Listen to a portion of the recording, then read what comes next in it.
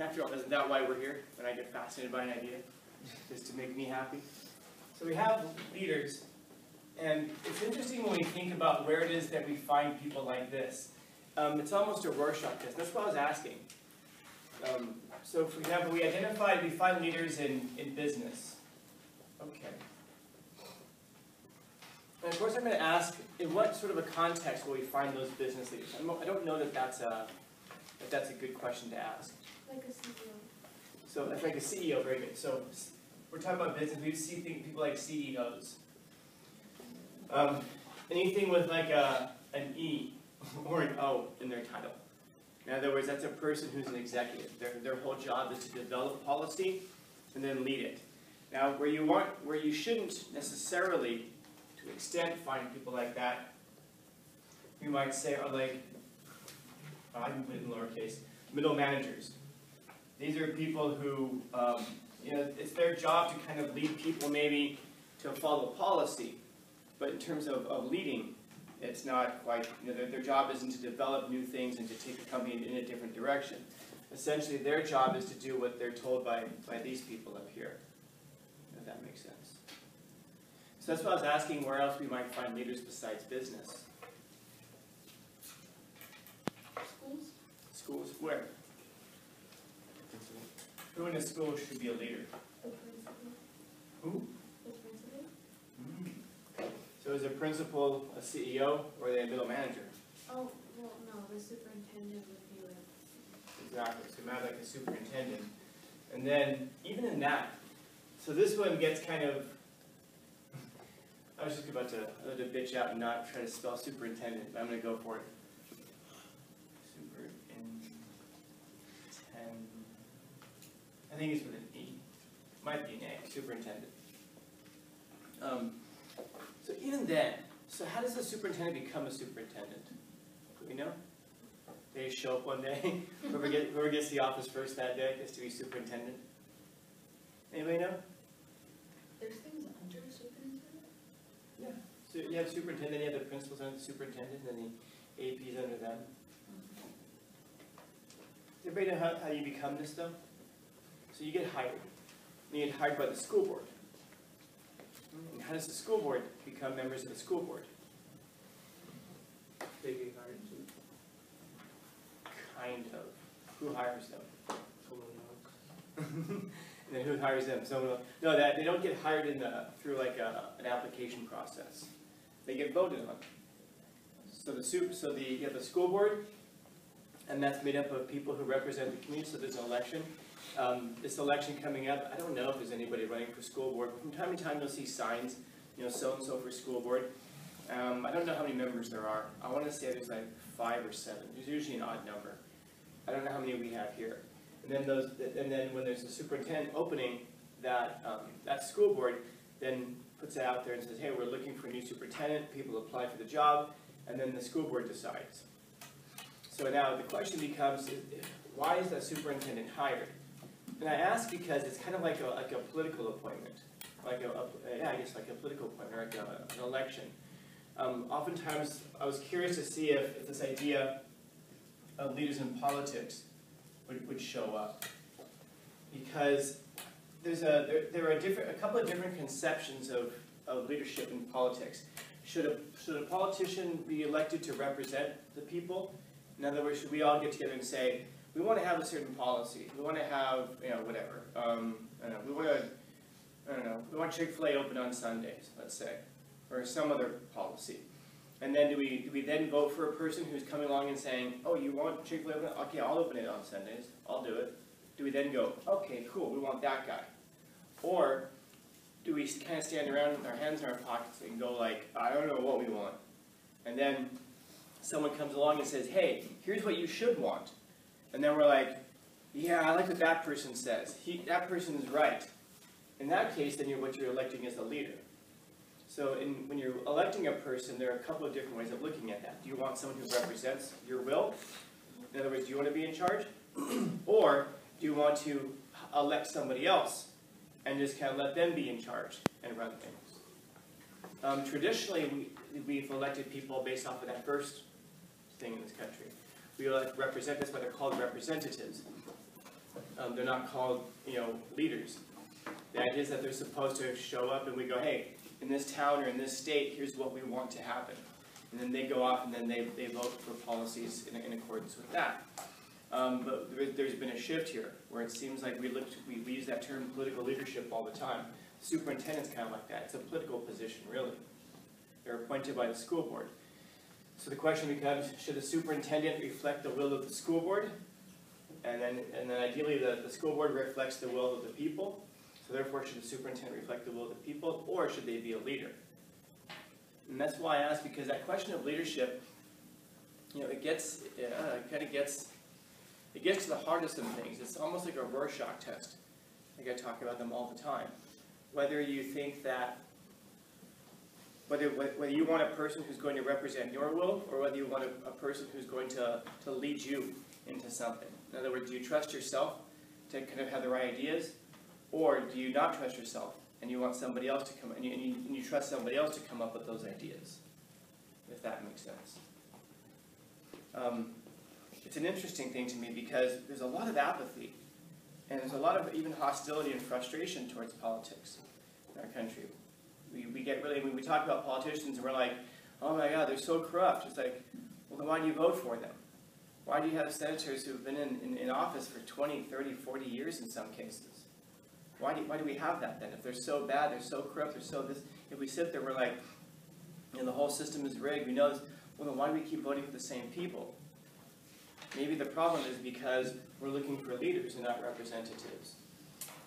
But then that says something about us in our own lives. If we're looking for political leaders, we're probably also looking for school leaders. We're probably also looking for business leaders. And I guess the question at that point becomes, why is it that we trust ourselves so little to know what should be done? I mean, even think about our own lives. Curiosity. Just curiosity.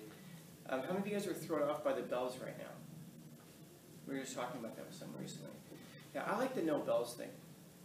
Because when you have bells, you get programmed that you stand there and you wait for the bell to ring.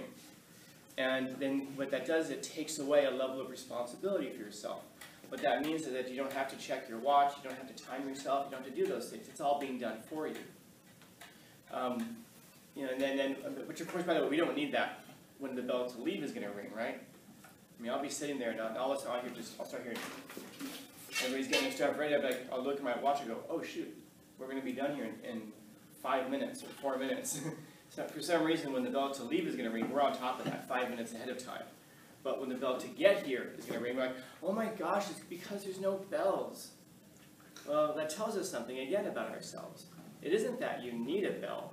You've been programmed to use one, but it means that it tells you what the important thing to you is. The important thing is not to get somewhere, but the important thing is to leave somewhere, to get somewhere else. And of course, it kind of begs that question: where are you in a rush to get to, and what's important about that thing? And it's not and again, you guys know by now, it's not a criticism; it's a narrative. It's a question. What is it that's so important for us to get to? But I feel like the notion of a bell at this age is almost insulting. Like you guys know what Pavlov's dog is? You've heard this before? Pavlov was a Russian researcher who trained his dog. He was very short. He would ring a bell, and then he would feed the dog. And he'd ring a bell, and he would feed his dog. And he trained his dog that whenever he heard the bell, he would expect food. So he got his dog to a point where he would ring the bell and then not feed him. And the dog would just sit there and wait and wait and wait, and then start salivating because the dog was so excited for food. He would stop feeding the dog after the bell rang. But the dog still would continue to come every time he heard the bell ring, even long after he was no longer being fed. Pavlov's dog is it's a symbol, it's a metaphor that we use when we talk about people who've been kind of programmed in certain ways to respond to kind of some kind of stimuli like that. Like we hear a bell now, and as soon as we hear the bell, it's just, if I were to ask you what time do the bells ring, most of us, I bet, probably have no idea. We've been here for how many years now? We probably have no idea what time the bells actually ring. Maybe the first one, because we know what time everything starts. But throughout the course of the day, you hear what, 7 bells? 7 bells? And if I were to ask you what time those bells ring, I have no idea. I just know that when the bell rings, I start salivating. I mean, when the bell rings, I start going where I'm supposed to go. And then and then we run our days by a bell. And then all of a sudden, you hit a certain time in your life, 2 weeks, 3 weeks, when all of a sudden the bells aren't there. I know that some of you guys have jobs. And if you have a job, is there a bell that rings when it's time to go to work? Is there a bell that rings when it's time to clock in? A bell that rings when it's time to clock out? Well, of course not. So that tells us that we don't need the bells, and that we become dependent on those kinds of things. I was talking to a friend of mine recently. He has a really boring job. It's in it's a corporate job in workplace safety, and it's a really boring job, man. Because he goes around and just makes sure that like the manuals are updated and that there are signs they're posted in proper places. If you think that what you're doing right now is boring and sucks, imagine something like that. Where, I mean, how many, if those of you who have jobs, how many people have gone to work and been like, where are the safety posters? What kind of a safety program do we have in place here? Do you have a manual that I can read about that? Yeah, he actually puts together stuff that nobody ever reads, and he knows it, but he also knows that one little mistake in any of those things can cost a company millions. Because if somebody gets hurt on the job, and then the lawyer goes, you know, we need to see your manuals, you go, you had nothing in your manual about how you shouldn't run around wet surfaces. You know, like, so therefore the employee could never have known not to run on wet surfaces. And the funny thing is that we'll hear that, and we will scoff at that properly, because you should just know by virtue of the fact that you're alive in the world that you shouldn't run on wet surfaces. And yet you'll notice that we still have to put those signs everywhere. Why? Because a jury will give somebody a bunch of money if you run on a wet surface and you slip and fall and there's no sign warning you not to. That's kind of like the same idea of the bell, that why do we get to put those signs up? Because we've trained people that, you know, if someone fails to do this one little thing that you should have known anyway, well then you get a payday. You win the lottery. You get some money from the company. You know, but we intuitively we know better. We know better, but we relinquish a lot of that. We kind of just go, well, and we walk away from it because we don't want responsibility for how that's run. It's the same idea of why we hand off responsibility to other people. Anyway, this friend of mine who does these safety manual things, he absolutely hates the thing that he does, of course. But if he screws up, like I said, just a little bit, if there's something in there that's missing, all of a sudden it's going to cost millions of dollars. Imagine that, like day in and day out, you may do 30 years of this one job, writing these things up and putting these posters up, and at the end of all of it, it never amounts to anything. You know, in other words, there's never a need for the thing that you did. Anyway, what he's finding is that there's this research that indicates that the fewer signs that you put up about safety in a business, there's a threshold. That if you put up fewer signs, you actually get a safer workplace. I'm going to say that again. The fewer signs and warnings you put up, you actually get a safer workplace. The more signs you put up about safety, it turns out, the more workplace injuries you have. And you ask, why on earth would that be? And here's why. Because if there's a sign every 20 feet or so saying, be safe, be safe, be safe, be safe, be safe, we start to think that everybody else around us is safe. And if everybody else around us is safe, that means I can kind of go into autopilot. And then that's how accidents happen. In other words, we relinquish that personal responsibility, and then it actually becomes more dangerous. Anybody here drive around here? Anybody here drive in TJ? Oh. You? No, I don't drive a TJ. Yeah, driving TJ, man, that's something else. You know, I mean, it's like driving in Israel. I remember driving in Israel before, and there were these two cars that were taking a couch, and they were on the freeway next to each other, and they were pacing each other because the couch wouldn't fit in either car. So they had the couch tied to the roof of both cars, and they were driving down the freeway pacing each other as they were taking this couch home, I guess. And I just thought, wow, it's incredible. You witness that kind of thing in the United States. You get pulled over, you get stopped, they confiscate the couch, write the couch a ticket, maybe even arrest the couch. In TJ, if you've driven over there, even if you've just been a pedestrian in TJ, you know that you don't just, when it says walk, you don't just walk. When it says walk, and it's a one-way, you look all ways. Make sure there's no cars coming from above, and then you walk. If you're driving, same thing. You don't just change lanes and check your mirror and go, change lanes. You check your lanes because there could be someone coming over from 4 lanes around you coming around. Because, you know, traffic lanes even are more of a suggestion, less than a rule, you know? And so then in the United States, you see everything is very ordered. The lines are there. Everyone drives in their line. If you think about driving on the freeway, what a crazy idea that is. You're driving like 75 miles an hour, and next to a person who's also driving 75 miles an hour, while you're eating a cheeseburger, and they're checking their messages, and somehow, some way, we aren't just killing each other. You know, I mean, we kill each other a lot, but man, nowhere near what you think we should be killing each other. You know, not near the rate. You know, you ever be driving through downtown, and you see one of those planes going right overhead, like, you know, a couple hundred feet overhead, and you're like, wow. And then you go back to driving. What allows you to go, wow, is your absolute trust that the person next to you is not just going to go and swerve into your lane. So we're incredibly safe in the United States. And what does that therefore mean? It means we have more accidents in other parts of the world, including Mexico. Because then when someone does cut into your lane in Mexico, it's like Tuesday. When someone cuts across your lane here in the United States, you know, we don't expect it. We never see it coming. We've kind of given up that responsibility of being active drivers because we expect everybody else to be so safe. The same is true in, like I said, in the workplace. When it's so incredibly safe, we expect everyone else to be safe. We relinquish that responsibility. You know, the question starts to become: at what point do we stop relinquishing that responsibility? Do we stop? You know, do we stop when you know, the level of politics? I don't know, man. Politics is really complicated. Maybe we should elect, you know, somebody else to do it. Well, maybe one of the reasons it's so complicated is because you elect those kinds of people. I don't remember what the number is, but it was like some unreal percentage of senators are lawyers and representatives as well. Well, what do you think is going to happen when you put lawyers in charge?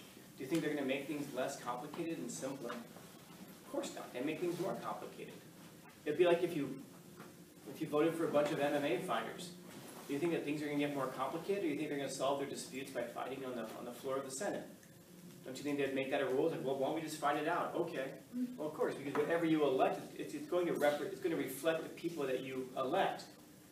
You elect a bunch of lawyers, well, it's going to look like a law office. Everything's going to be super, super complicated. You elect a bunch of you know, 8th graders, it's going to look really simple. And there will be Pepsi machines in all schools, and we'll all get free pizza. Same is true with the school board, whoever it is that you elect. I mean, what is it in this school district? We've got like, what, 3 superintendents in a row that got fired, and 2 of them ended up in prison? How do we keep getting people as superintendent? And if you don't know about that, that should bother you. Because that means that you came up in a school district where your superintendents kept getting thrown in jail for corruption, and you had no idea. You just kept going to school every day. And why do we keep electing school board members who then hire people who go to prison for fraud? And yet we continuously elect the same school board members. Well, we know you hired 3 criminals in a row, but we believe in you. We think you can do it right this time. Or maybe it's just, I just want to go to work and go home. Whoever's in office right now, fine. And then I recognize that name from a poster, you know? And that's really what it is, because it's a lot of responsibility, it's a lot of work. Because we have to start to pay attention to a lot of things, but this is kind of what Malice is getting at. If you need to elect leaders, then you're not qualified to choose them. Because in order to elect a leader, you have to be aware, you have to be paying attention, you have to be thinking about the issues, you have to be involved, you have to be doing all of these things. And if your purpose behind needing a leader is like, I don't have time to be involved in all this stuff, well then you're kind of opening the door for a tyrant, aren't you? You're sending out an application for corrupt people to come and apply for a job where they can become more and more corrupt. Because you're telling them right off the bat, I need you to do this because I can't watch you. Okay. Imagine hiring an accountant and telling your accountant, listen, I have $100 million here, but I don't have any time to manage it, and I don't understand money whatsoever. And so I need to hire you so I can trust you, because I'm not going to oversee you at all. I'm just going to trust you to handle all of it, okay? Yeah, exactly. What kind of accountants are you going to be getting in there? You know, the accountants have to know that you're going to be constantly watching over them. And if that's the case, since yourself. If you're somebody who needs leaders, well, then you're not qualified to choose a leader, because the qualities that you would need to choose a leader, you yourself would have to be, again, paying attention. You'd have to be engaged in the issues. You'd have to be aware. You have to understand them. And then find a person who can do all those things as well. If you're not qualified to do those things, you're not qualified to recognize those things in others. So, if you need a leader, you're not qualified to choose one. So then, of course, the question becomes, what do you do if you need a leader?